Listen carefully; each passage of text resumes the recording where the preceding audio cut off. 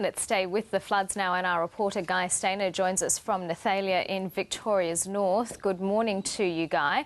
Just tell us where the water level's at right now.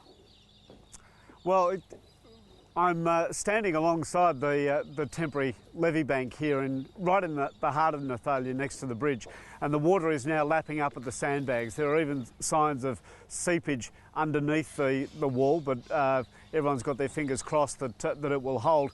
The water levels rose quite quickly here last night.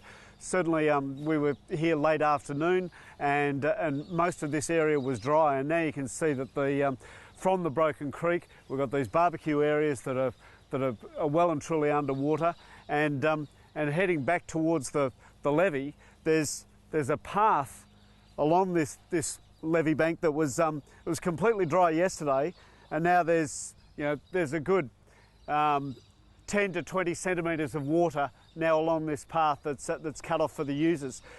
It's quite interesting that on the other side of the Broken Creek there are already several homes that are isolated, probably up to about a dozen. Now, they were furiously sandbagging last night.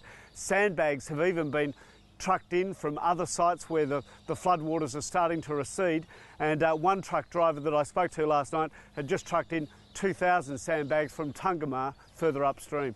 So does that mean that the water level could peak earlier than was initially anticipated, as in tonight or tomorrow? Well, it's difficult to say. I think that they're holding firm with their predictions that the water levels won't peak until quite a lot later. So tomorrow is still looking at the peak. So this is really just a taste of things to come.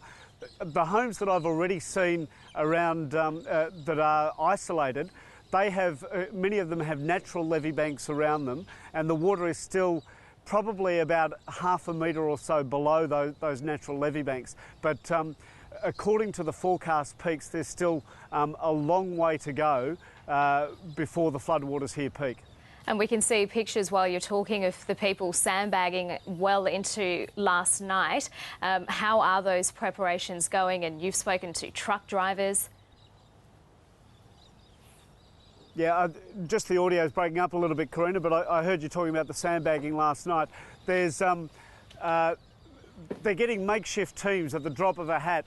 The CFA is coordinating workforces that they got a call saying, hey, we're getting a truckload of sandbags in from Tungamah. Can we get a workforce out here to offload those sandbags? And I spoke to the Tungamah truck driver last night, and this is what Gilbert had to say. Yeah, we brought some sandbags across from Tungamah. They'd been used in flood levees over there around houses, and it was time to clean up. So local fire captain, Simon Crawford, organised with the Nathalia blokes over here to see where they wanted the sandbags. And so the local footy club tonight loaded them on the truck, and here we are. Guy Stainer, thanks very much for the update. We'll come back to you later in the morning.